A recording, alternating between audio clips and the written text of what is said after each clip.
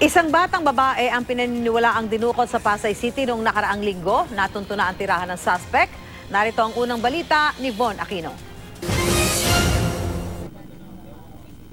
Nakakalat ngayon ang mga poster kung saan nakalagay ang larawan ng 3 taong gulang na batang si Rachel Andales na pinaniniwala ang dinukot noong ika-24 ng Nobyembre sa Sandeja Street, Barangay 44, Pasay City. Kwento ng ina ng bata, naglalaro lang noon sa labas si Rachel pero mag-alas 12 ng tanghali. Di na raw nila ito makita. Bulag ang ina ni Rachel na nag-aalaga sa kanilang magkakapatid habang naghahanap buhay ang kanilang ama bilang mangangalakal. Naglalaro nga siya nun dito eh.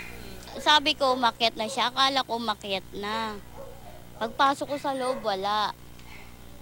Pagbaba ko ulit, wala na siya dito. Tinatawag ko siya, sigawan ko, wala na. Bumili pa raw ng soft drinks at sigarilyo ang suspect sa tindahan, malapit sa tirahan ng pamilya Andales. Balisa po siya nung time na yun na bumili siya.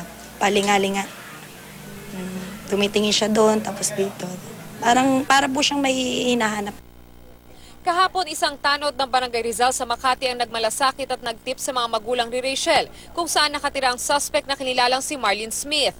Panawagan ng mga magulang ng bata sa suspect. Kung sino man yung babae na yung nakakuha sa anak ko, ibalik sa akin ng matiwasay ang bata. Hanapan na sa Panginoon, sana. Isauli lang ang anak ko ng maayos. Yun lang.